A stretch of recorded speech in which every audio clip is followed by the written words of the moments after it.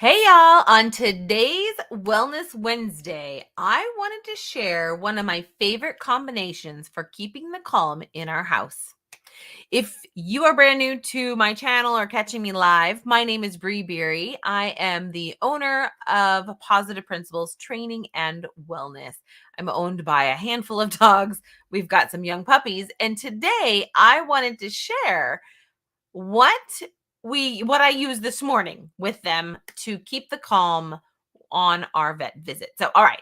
So, that's why I thought to share this with you. All right. So, the puppies are now 10 and a half weeks old and they are conked out, or I would actually be showing you them because they are adorable. All right. So, they're 10 and a half weeks old and they'll be heading to their forever homes in just about a week and a half. It is crazy how time flies. Anyhow, in preparation for today's vet visit, which by the way was a clean bill of health for all four boys, I made up a calming mist that packs a pretty big punch. Now, it's already made up, so I need you to use your imagination as I show you what I did. So, I took a 2-ounce glass bottle and I added 10 drops of Balance, 10 drops of vetiver, and 10 drops of Serenity. Now, with those three, 10 drops each into the bottle, I added distilled water. And then the key is to shake it before each use. Now, one of my little sidebar tips, super important to label your bottles. Now, on this one, I just put the bottle cap tops. This is what we use on our bottles, right? The little sticker tops. I just put them right on there. Another option is to use a Sharpie. This is another one that I've made up. This is a boo-boo spray, and I just didn't have the sticker, so I wrote it on it with a gold Sharpie. Works just fine. So, all right. So, glass bottle, oils in, shake up before use. So, here's the cool part. With this calming mist, you can use it topically or aromatically. So for topical use, I always recommend spritzing into your hands, right? Rubbing your hands together and then petting down the spine and rear pads. So when using oils topically, I always stay away from the head, right? And the ears. So like a lot of people want to put oils on the ears. I just don't recommend it. So I choose this because the scent of the oils can be very powerful and a dog's nose is 40 times stronger than ours. When we put the oils on or near the head, we risk overpowering our dog's noses and turning them off to oil use, regardless of what oils we're using. So one oil or one negative time could then turn them off for all time, right? So it's actually one of the top problems that I see when helping people with their dog. So I get my dog hates oils.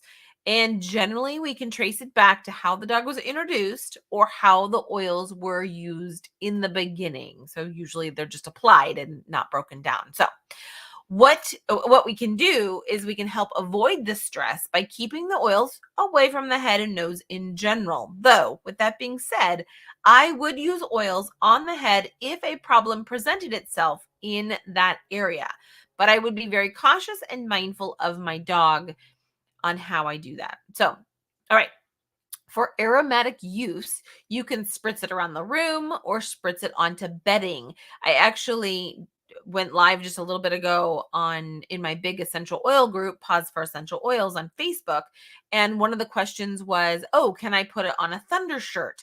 Absolutely, you can. That's a great, great way to do it. So for today's purposes, for heading to the vet, I chose to do a couple of spritzes around the room, which is my office. They are literally right here. They've taken over, but they're so cute. They're sound asleep, so it's nice and quiet right now. So I did this 20 minutes prior to heading out the door. Then I actually went out and I spritzed down my crate pad in my car in preparation for the ride. Now I spritzed it before I put the puppies in. Little details, right? Because if I'm trying to spritz it and they're in there, it can be a little dicey. So, all right. The puppies were little champions on their ride to the vet. They stood perfectly on the scale, Granted, we've been doing some training on that, and were super calm and collected during their examinations. We did each one at a time, one at a time. So my vet and his staff were all commenting on about how calm and well behaved they were. So I take that as a win for training and a win for doTERRA for sure. So, okay, that's all for today's One Take Wellness Wednesday. As always, if you need access to getting your own oils at the same deep discount that I pay, reach out and I will hook you up. I am also interested in partnering with you if you're looking to build your own home-based doTERRA essential oil business. We have an outstanding group of animal lovers with a solid educational foundation that we are building on.